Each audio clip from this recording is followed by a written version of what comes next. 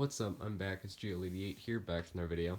Um, as you can see, like I promised, I'm doing my M8 video the day after I unboxed it. So if that tells you anything, I've been wanting to do a review here since I haven't actually done like an actual proper review in a while. Um, so yeah, I guess this will be kind of fun. One other thing before I start, if I sound a bit, congested, like I did in my other video, that I filmed yesterday. Again, I apologize for that. Like I said, I'm just getting over a cold, so or not a cold. It was more than that. It was more of a almost the flu, almost. But anyways, enough of that. I guess we'll kind of just get into this video here. So I guess starting off here, I'll go into the history that we know of about the M8-11-10. You see, not too much history is known behind this mask because it was introduced at a time during the right at the end of the war when doctrine changes were happening, and there's not too much well documented information on this mask, but I'll do the best I can to give you a good rundown of what we know about the history of this mask. So, starting off and going into the history here, the history of the M8-11-10 starts in right around late 1944. You see, this mask was introduced as a stopgap replacement on the production lines for the M5-11-7 or E637 combat service mask. Now, if that sounds familiar, it's because that was the mask that was issued on the invasion of D-Day. Well, the E637 specifically, technically the M5-11-7 wasn't issued on that conflict, but they're the same mask, it's just slight kit differences. But the M5-11-7 was introduced, as far as I know, I don't know too much about the M5-11-7, but it was introduced sometime around, I believe, the E637, I should say, was introduced sometime around, I think, late 43, early 44 or so. And what it was they would take an M3 face blank, which I would show you an M3 face blank, but I don't have any right on hand at the moment. They're back stored away in my totes right now, so I can't quite show that. But essentially, they take an M3 face blank, which, if you didn't know, an M3 face blank is kind of like just ignore all the hardware on this, but just like the rubber mask itself. You'd take this rivet right here in this rifle skid, you'd get rid of the rifle skid, which is this thing right here, and you'd move this rivet further back out, like here, and it would just completely remove the rifle skid from the mask. But they'd take one of those face pieces, they'd cut into the deflector assembly right here, and they'd vulcanize rubber right here to form like a little patch, and that was so that they could put a 60 millimeter adapter assembly on it. So you could use a 60 millimeter, the 60 millimeter, filter with it, or M11 filter. Why did I say 60 millimeter filter? Just the M11 filter, or let's see, what was the experimental designation? E3, I believe. So an E3 or an M11 filter. So yeah, they did that so that it would be a lighter weight mask, because as you know, the mask before that, the lightweight service mask series, the M3 and M4 lightweight service masks, they were quite robust. As you may know, they were quite large, even at being lightweight for the standards, but still, they took up a lot of real estate and they were relatively heavy. So, to simplify that, they had introduced the M5. Now, that might sound simple enough, they just did a slight modification to existing M3s, and also they plugged the hose stem assembly right there where the hose would go, so that air wouldn't go in through there. And they kind of molded it so the deflectors would work with the 60 millimeter adapter that they molded into the face blank, but they had problems with this. You see, there was a high rejection rate with the M5 combat service mask face pieces. You see, when they were molding them, there was high likelihoods that there'd be air bubbles that would get caught in the molding process and cause leaks, or weak spots, or the rubber not even properly vulcanizing to the mask. They had tons of problems with that, and they had pretty high rejection rates.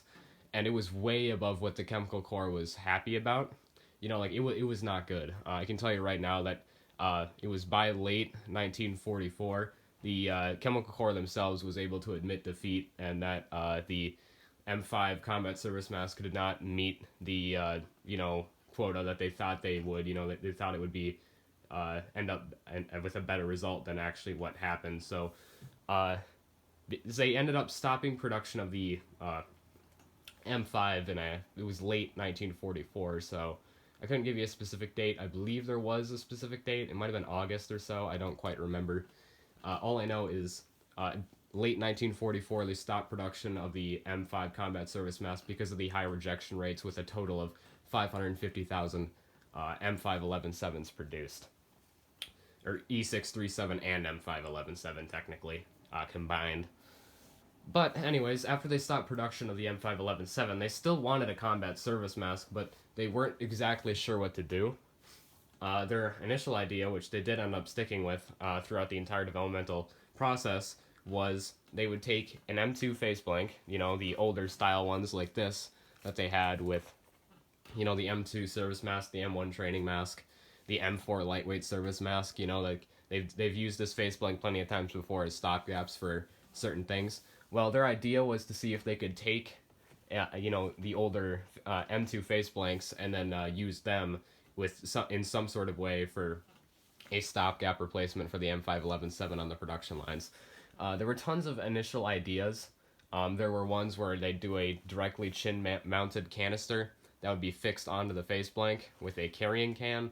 There was ones where they would take like a brass angle tube assembly and angle it out to the side, so it was kind of like a combat, M5-11-7, where it was a side-mounted canister. They'd just take like a little metal angle tube, and then it would jut out this way and out to the side for screwing on the canister, or either side for left and right-handed shooters. That didn't really go anywhere because, again, that was pretty expensive to produce. There were plenty of things that ended up going through in this whole process, but the one that ended up, they ended up adopting because it showed the most promise, and it was the cheapest and most simple of them all, was simply just to take an angle tube with a 60mm thread and just do it straight out of the face piece like that, angled forwards at like a 45-degree angle, and it would make it to where, it was just a chin-mounted canister. It would keep mostly out of the way of your chest, and it would be perfect for dexterous activities. It would fit both shooters, both left and right-handed shooters, and it was a lot simpler to produce because really all you had to procure were these angle tube assemblies, because otherwise it just took the stock parts. It took essentially the stock parts that they were already producing, the rivets, the webbing, the outlet valves for the most part, albeit that when these were, originally adopted, it seems like they were almost intended to have C15 assemblies on them. Really, and then also they took the C4 harness from the M5-11-7, which they had no problems with procuring those, so this essentially just took already existing hardware and took it to, the best possible way to use it all. Be the best. It was just the best option for a wartime economy, because it was cheap to produce and it was easy to produce. So, these were introduced in around summer of 1945. Development started in, I believe, spring, or, early 1945, late 44, early 45, and then they adopted this in the summer of 1945, so a few months before the war ended. And they started production right when they adopted them in the summer of 1945. They adopted this as the M8-11-10 Army Combat Service Mask. They adopted it then. They produced it for a few months. You see, they would have produced way more of these, but the war ended up, but the production lines were stopped on these when the war ended in August 1945, so they ended up permanently halting production of these masks after the war ended. So they were only produced for about 3 or 4 months or so. Though they still did produce a decent amount in the time period that they did have, they did produce around 300,000, give or take, maybe a couple extra, 10, 20,000 or less. But for what I've read, it seems like it was just over 300,000 face blanks. So they in total made around 300,000 of these before the war ended. And this was kind of an interesting time period because these were kind of almost developed as a stopgap for the invasion of Japan. Now, obviously, that never happened. And these were kind of just floating around after the war because they were supposed to be produced for an intended invasion of Japan that never happened. So these were kind of just there after the war ended. Now, as you know, or you may know, and maybe you don't, but the E19 series, or the M9, series, if you're, not sure about what I'm talking about here, you see the M9 had been in development since, I believe, 1944, so maybe even 43. But you see the M9 was introduced shortly after the war in, I believe, late 1947, so as the C48R1, but still I'm just going to refer to it as the M9 to be, just so it makes a bit more sense to someone that might not know all the way everything I'm talking about here. But the M9 was adopted in late 1947. So this was kind of just left here. It was just there. The Chemical Corps wasn't quite sure what to do with these because, they had stocks of them, but it was kind of an obsolete mask even by the late 40s standards after the war, because all this was just a quick stopgap. So they kind of floated around in stocks for a while, seeing some issue to some extent after the war, in some roles in the military. But pretty much by the mid late 50s, these had completely, left standard issue. These were kind of just here and there, maybe National Guard units, stuff like that. Like, these were by no means really standard issue. By the time of the mid to late 50s, they kind of just floated around and were issued at, here and there. And in 1958, these were considered obsolete. So yeah, I guess as you can tell, there isn't too much known about this mask. It was kind of it was introduced towards the end of the war as a stopgap for the invasion of Japan. That never happened, and then these kind of just were there. There were just stocks of these things there, and they ended up just issuing some of them after the war, and they kind of just floated around for a good few years there in stocks, issued here and there, not really in any large quantities. And then in the late 50s, and 1958 specifically, they obsoleted these things. So yeah, anyways, I guess that's really all the history that is known about this mask. So I guess I'll go into the kit here. Now this kit here I have set up as a late war or mid-late 40s kit.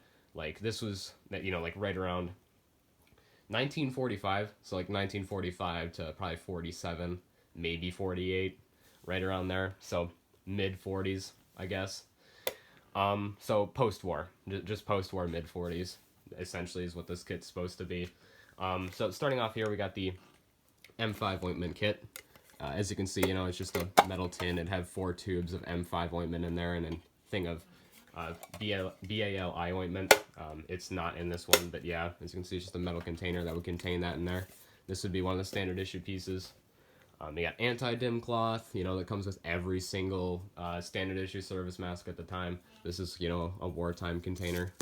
Got your cloth in there. All this does is you just dampen it and wipe the inside of your mask's lenses with it, and then, it would just keep your mask from fogging up while you're breathing through it, albeit you didn't really need it with this mask, because this mask had an oral nasal cup, believe it or not, which I'll show here close up once I get to the mask.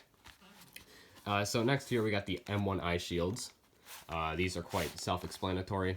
They are anti-gas eye shields.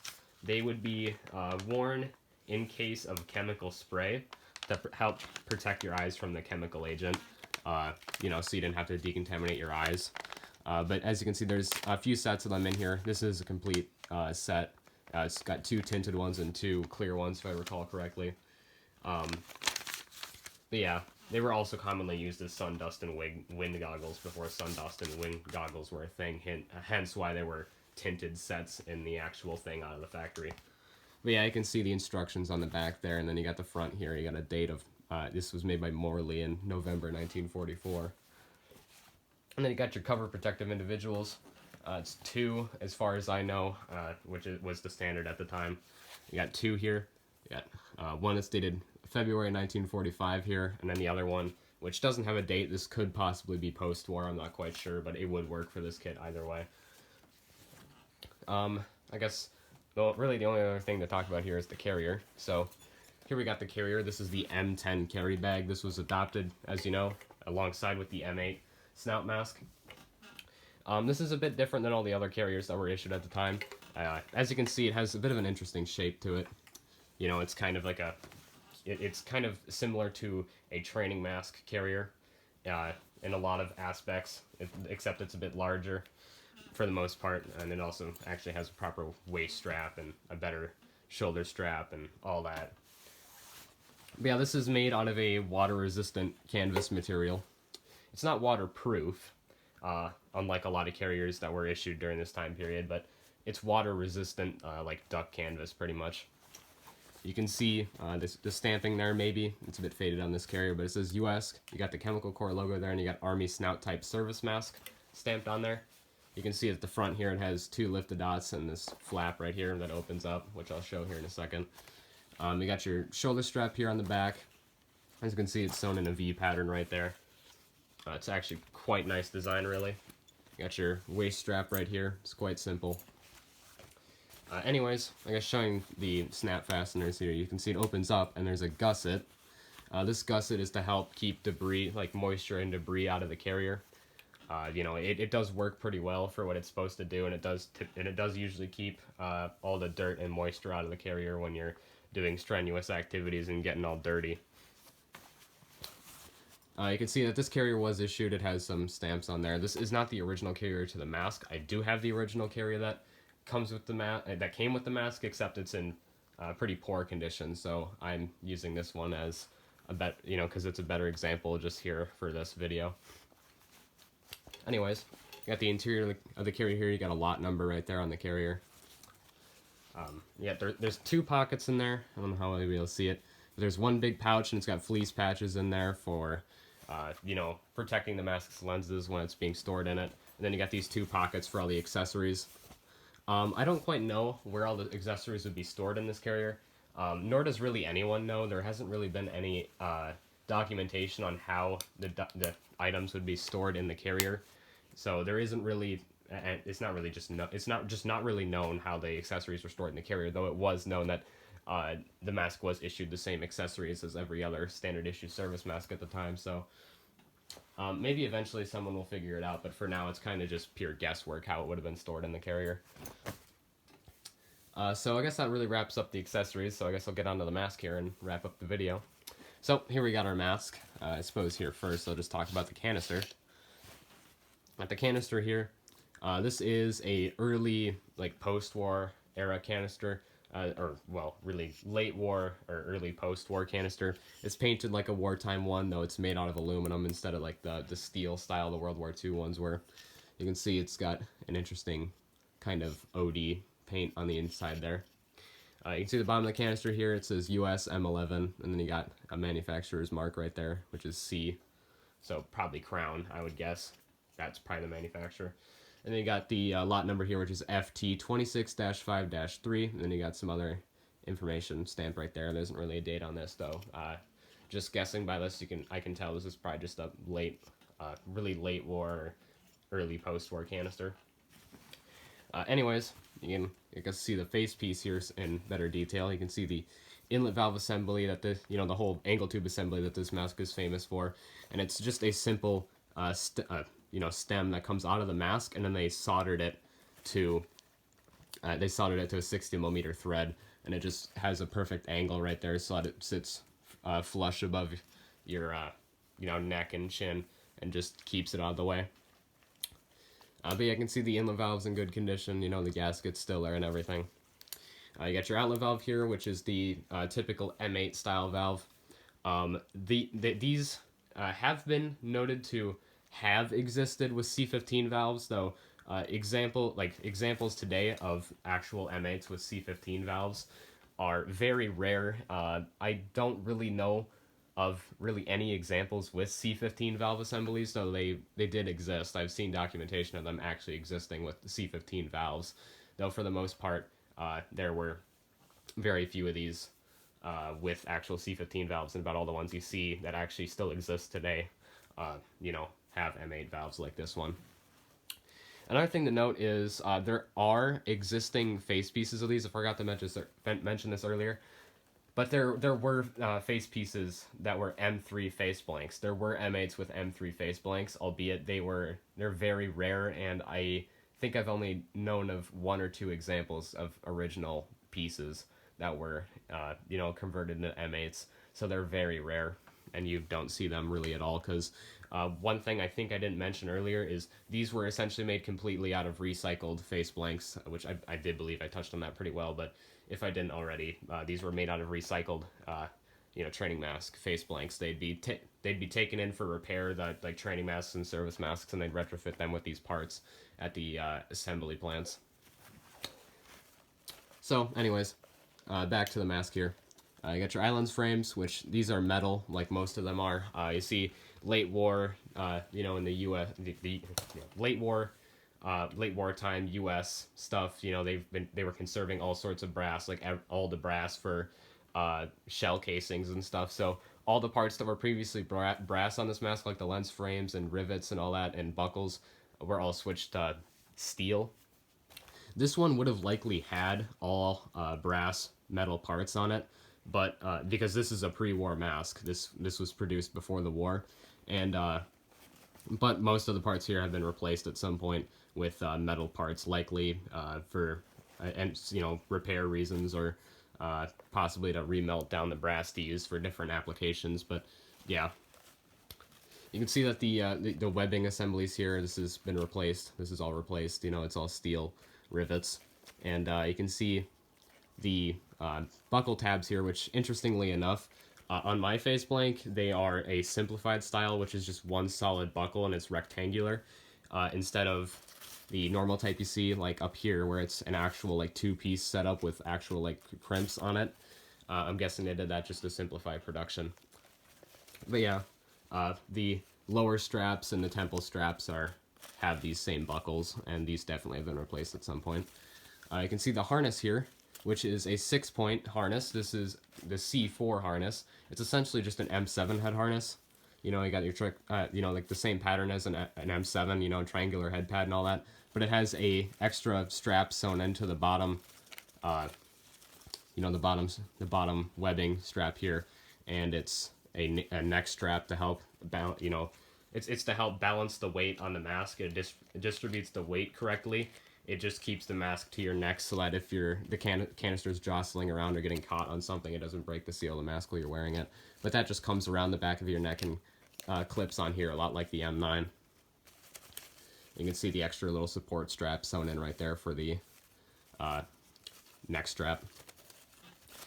But yeah, there isn't too much else to note about the webbing here, but you can see that there's a little lot number stamped right there. And then also right here on the face blank, there is a lot number. It says J&J, or probably Johnson & Johnson, lot number C1-2. You can see your manufacturing stamps right here, which this one was made by Goodyear in February 1941, so this is a pretty early pre-war mask. This was probably a training mask at one point, is my guess. You can see some other manufacturing stamps right there. Lot number P1. You can see the mold right there, which is E41R85, which is quite typical for these. There isn't too much else to note here. One other thing I would like to note is with these top straps, these are actually pre-war style. These are pre-war pattern straps up here. The webbing and the buckles is pre-war on the forehead straps here. For whatever reason, these were never replaced. I can tell these are the pre-war type because it's made out of this, the webbing is made out of this thinner material. And you can see that the actual buckles are brass. You might be able to see that, but these are brass, which, all the hardware, if it was replaced, it would have been replaced with metal hardware. But this is all brass, so this is the original forehead straps and buckles for the, mask. All the rest of it's been replaced for whatever reason. Typically, they replace all of them, but on this one, they didn't. Anyways, I guess folding over the harness, taking out my face form and folding over the harness here, I'll show you the interior and then wrap up the video, because this video is getting pretty darn long at this point. Alright, so here's the interior of the mask. As you can see, the interior is textured. You can see your nose cup in here, which was kind of the most, I guess, probably the coolest feature about the M8 Snout mask is, unlike the M5, the M8 actually had a nose cup in it.